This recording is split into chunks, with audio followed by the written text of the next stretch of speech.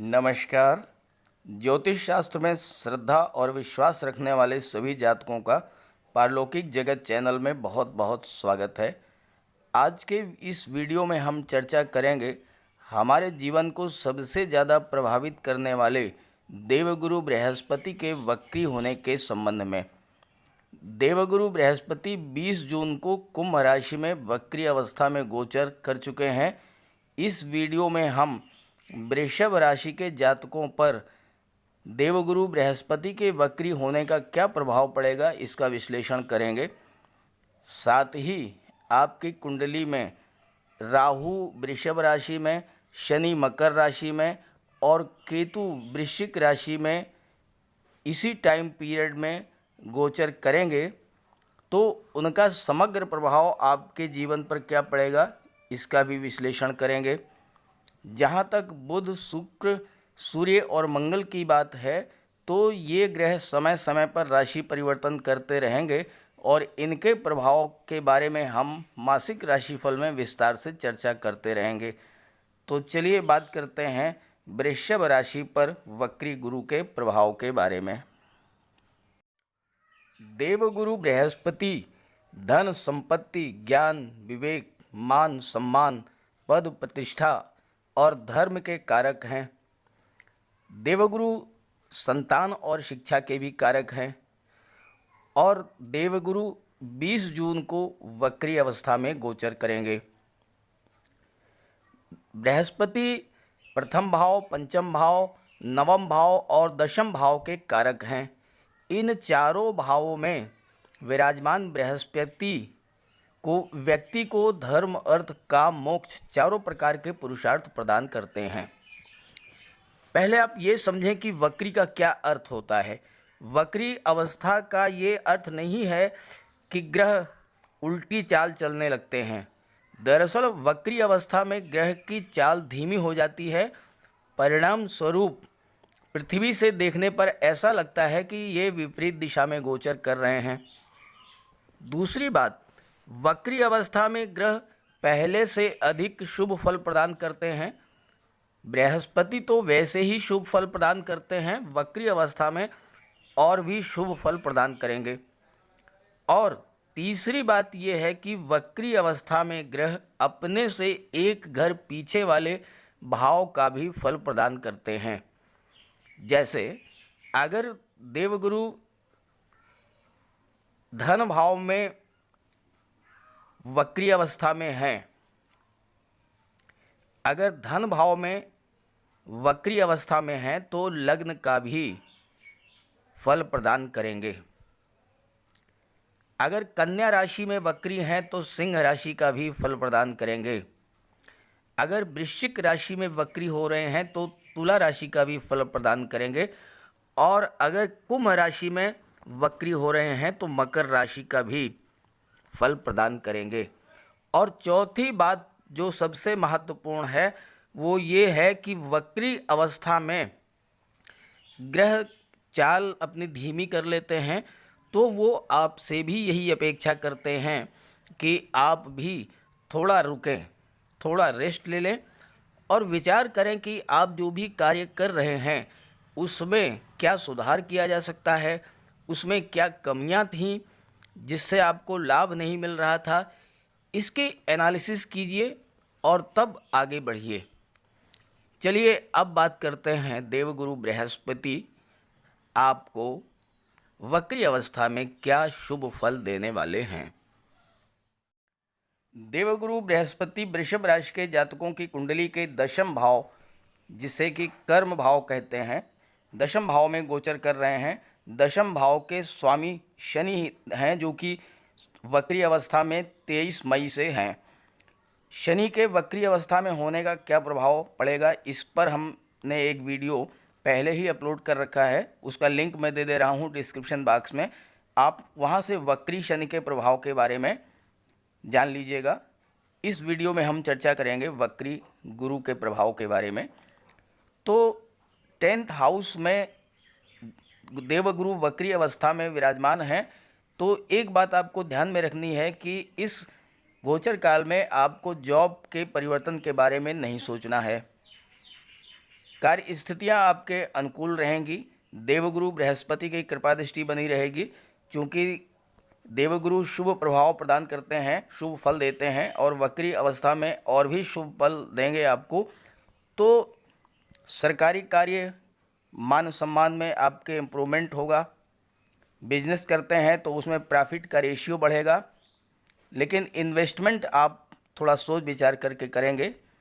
सबसे बड़ी बात यह है कि अगर आप व्यापार बढ़ाने के लिए कर्ज लेना चाहेंगे तो कर्ज आसानी से मिल जाएगा, क्योंकि देवगुरु बृहस्पति की नवम दृष्टि जो है आपकी कुंडली में रोग, ऋण, शत्रु, कर्ज के भाव पर पड़ रही है।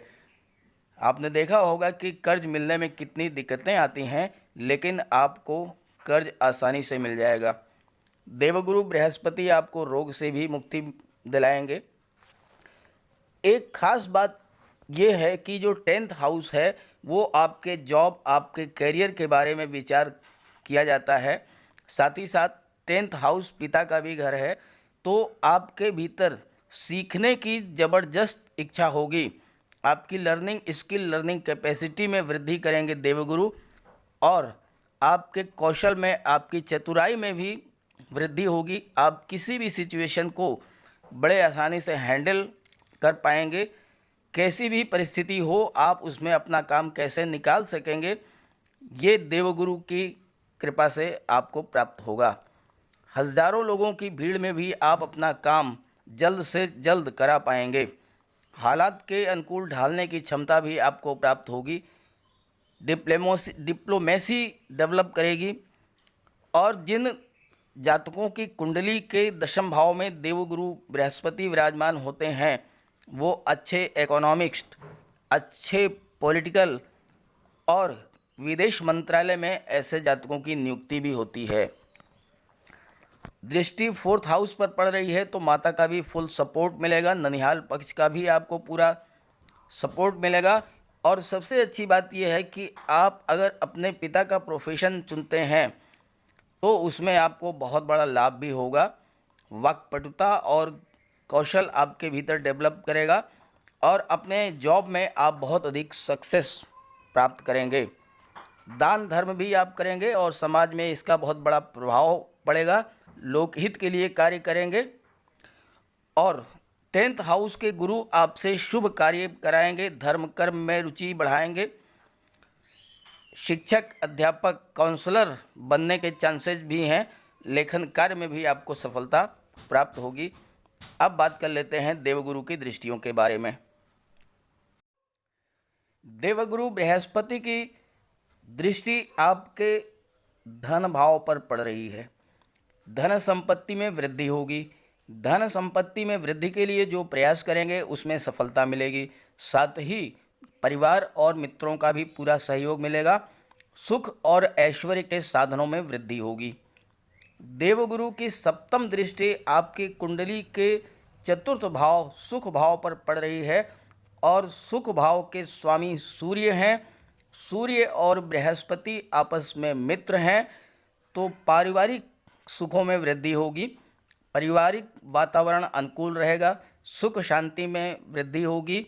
माता का स्वास्थ्य बेहतर रहेगा और माता का आशीर्वाद भी प्राप्त होगा।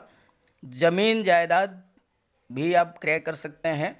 विवाह, मुंडन या जन्मदिन, इस तरह के कोई भी आयोजन आपके घर में होगा।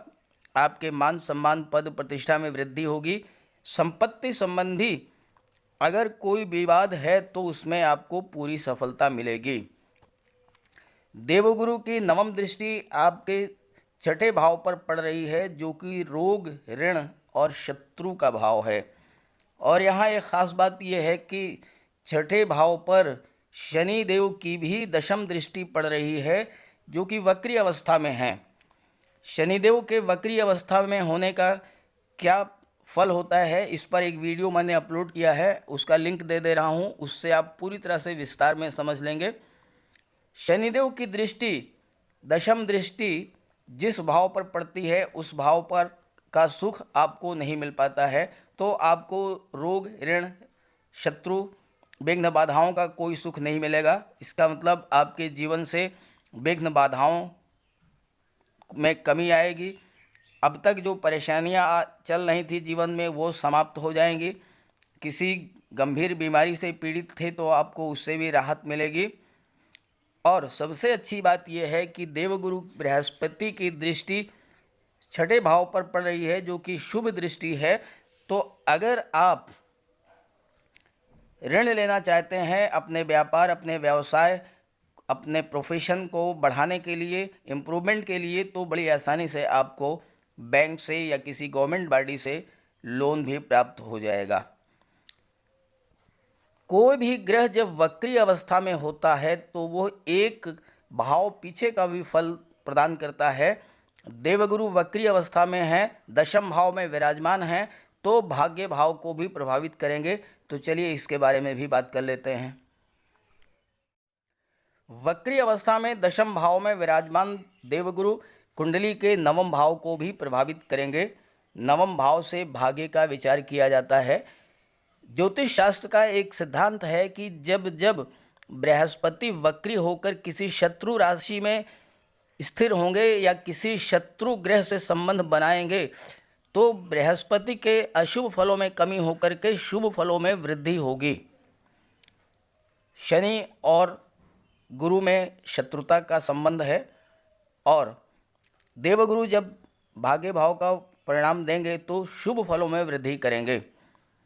बृहस्पति के इस गोचर से भाग्य में वृद्धि होगी, भाग्य में शुभता आएगी, भाग्य का सपोर्ट मिलेगा, धर्म कर्म में आपकी रुचि बढ़ेगी। वक्री गुरु आपके भाग्य के द्वार खोल देंगे। धर्म में, कर्म में मांगलिक कार्य होंगे, मान प्रतिष्ठा में वृद्धि होगी।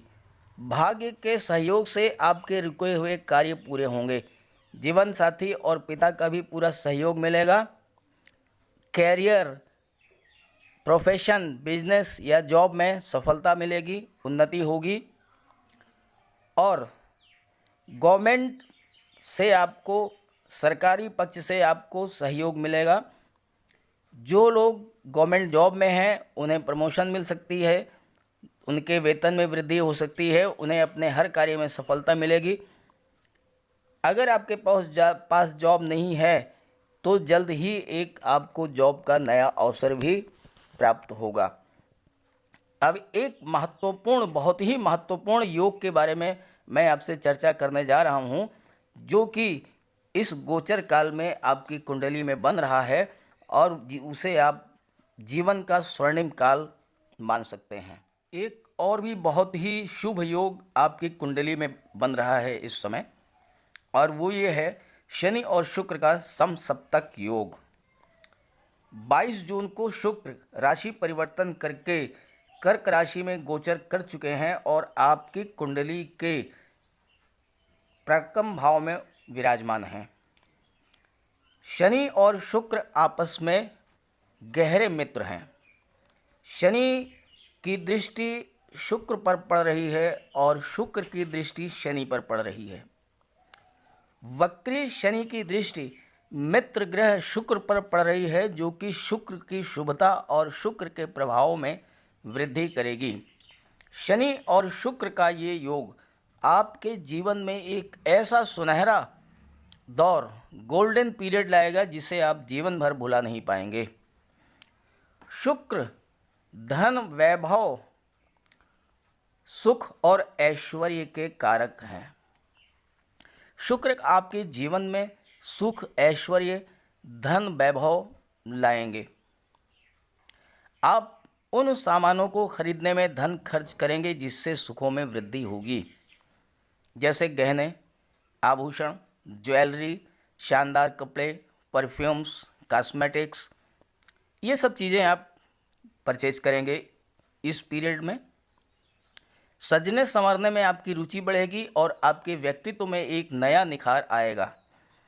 आप घर में सुख और ऐश्वर्य लाने वाले आइटम्स भी क्रय करेंगे, जैसे एसी है, कूलर है, फ्रिज है, एलईडी है।